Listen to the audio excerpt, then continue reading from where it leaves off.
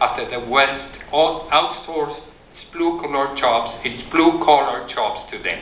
Let's just remember that China's trade surplus with the U.S. grew from $28 billion in 2001 to $251 billion in 2007. On the one hand, China is in the process of acquiring strategic Western assets. According to the International Herald Tribune, May 4, 2011, over the next decade, China would invest as much as $2 trillion to acquire overseas companies, mainly strategic companies in the developed world. On the other hand, China has become the major holder of the American external debt and is in the process of becoming one of the major holders of the European one as well. Needless to mention the extraordinary surrender of economic power here involved. When in addition to the preponderance in raw materials and emerging markets, the developing economies have an increased hold on industries, brains, technology, strategic investments, and debt control, it becomes clear in which direction history is bending. However, history has been dramatically accelerated since 2008, when developed countries were hit by the worst economic crisis in 78 years. Two basic reasons were responsible for making of the U.S. the epicenter of this gigantic economic earthquake. Firstly, for the last 30 years, the U.S. has been financing its economy and its fiscal deficit through the savings of the rest of the world, thus abusing of the privilege of seigniorage derived from possessing the dominant international currency. These huge inflows of foreign capitals contributed to the low interest rates, excessive liquidity, and loose monetary policies that brought the over-leverage and underpricing of risk. The second reason responded to the lax financial and monetary regulation associated with the neoliberal paradigm. This allowed for all kinds and shapes of excesses to be committed. According to Dambisa Moyo, and I quote, in the U.S., Chairman Greenspan, as a convert and proselytizer of self-regulation, oversaw the rise of what came to be termed as the shadow banking system. This was a network of hedge funds, private equity firms, and of balance sheet entities that were outside the purview of the Fed. Such was the Byzantine nature of the derivative complex that no one actually appreciated the size and indeed the whereabouts of this labyrinth of debt. End of the quote. The above combination was responsible for the enormous financial and economic crisis that the U.S. casted upon itself and by extension projected to the rest of the world.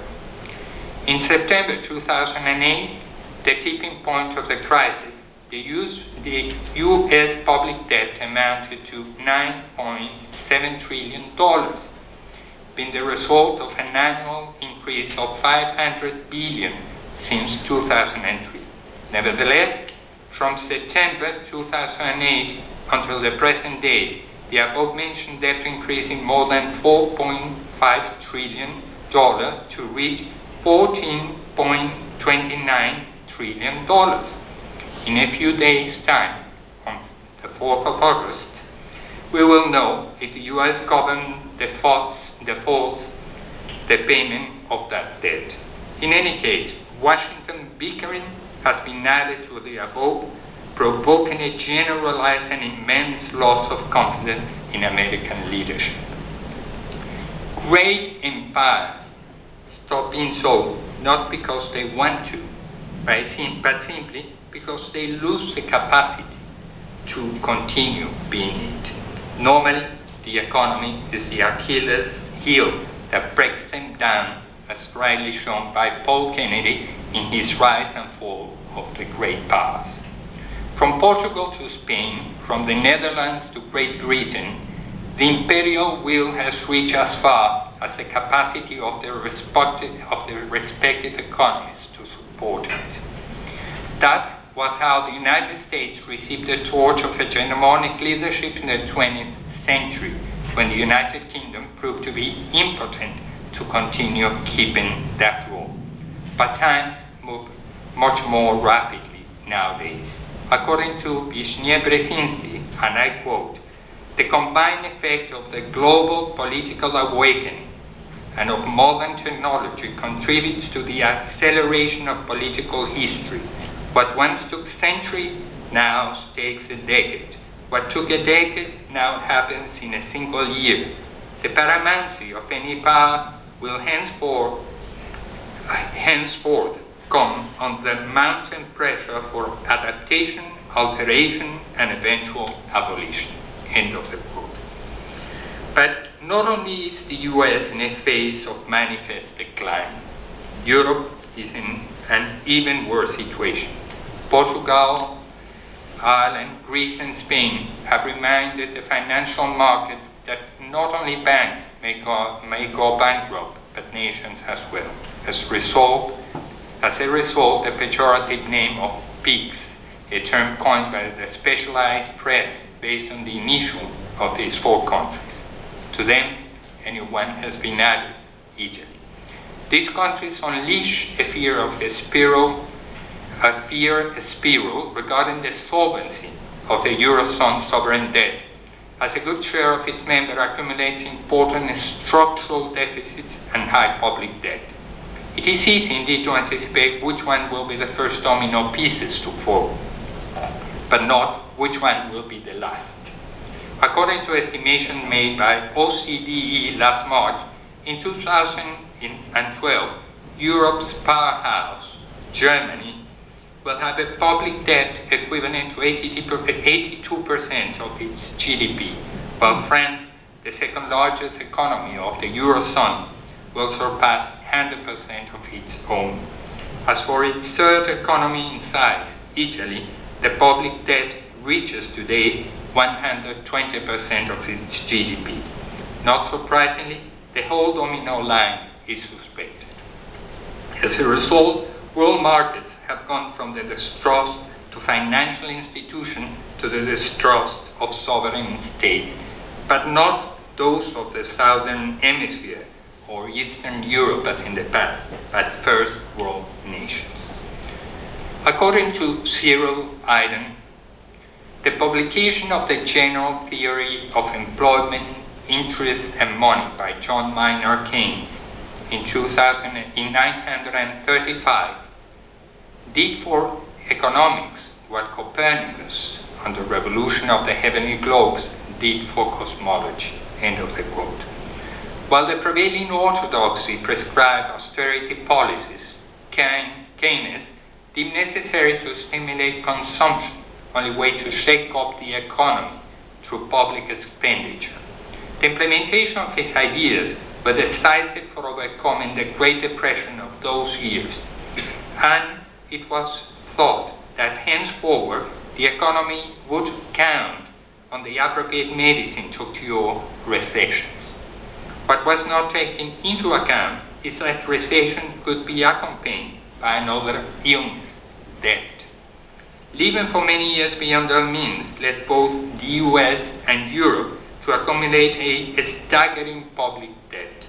The combination of both ailments made evident the strong systemic crisis experienced by developed economies, as none of those two can be cured without worsening the other.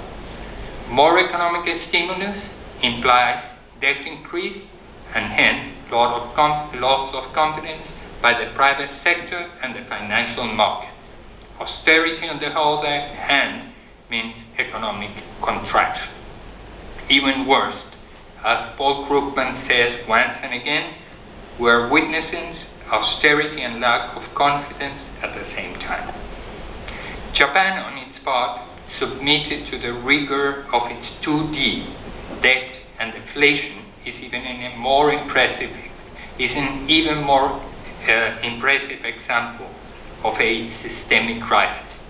Worth mentioning that before the triad earthquake, tsunami, Fukushima, OCDE had estimated that Japan public debt would reach 210% of its GDP in 2012. As the feeling in the South goes, as a layman, there is nothing to look for in developed economies regarding economic lessons or paradigms. It is not clear, though, how can emerging economies avoid that crises and policies emanating from the North continue to affect it. Fortunately for them, it seems that a growing decoupling between developed and developing economies is taking place, as the latter have been able to continue growing despite the economic fragility and entanglement of the former. According to IMF 2011 World Economic Outlook, both this year and the next, developed economies will grow at an average rate of 2.5%, whereas emerging economies will do so at 6.5%. As stated by Olivier Blanchard, Director of the Research Department of the IMF, the crisis has not left lasting wounds in emerging economies, where experts have largely recovered, and whatever shortfall in external demand they experience has been made up through an increase in domestic demand. Former Executive Director of the IMF, Michel Camdesouze, asserted that 80% of the world economic growth during the next decades will come from the emerging economies. Thanks to the extraordinary momentum of emerging economies, of emerging countries, the global economy may be able to overcome the dire prospect of the triad of northern economies. As the title of an old and famous British song goes, the world turns upside down. Nevertheless, the risk of being swept by circumstances beyond its control has not disappeared for the South. That is why they need to have a much bigger say in the shaping of global decisions, and consequently leverage position proportional to its current weight in the multilateral bodies. The role played by the G20, a combination of leading developed and developing economies since the current crisis emerged, shows the path to follow. But there is still a long way to go in that direction. The time of the Southern Hemisphere has come, and it is fundamental to guarantee that its participation in the global decision-making process bears correlation with its newfound strength. A single example highlights the aforementioned. While China accounts for 13.6% of the global economy, its voting power at the IMF is only 3.8%. As Daniel Dressner has pointed out, global institutions cease to be appropriate when the allocation of decision-making authority within them no longer corresponds to the distribution of power. It should be in the best interest of the West to recognize that, as otherwise it may end up conducting a lonely band while the party moves somewhere else. Indeed, as Kishore Mahbubani has pointed out, and I quote, "The era of Western domination has run its course. It is futile for the 12% of the world's population who live in the West to imagine that they can determine the destinies of the remaining 88%, many of whom feel newly energized and empowered. However, if the West tries to continue its domination, a backlash is inevitable." End of the quote. Let us hope indeed that the developed economies do not become self-delusional. Thank you very much.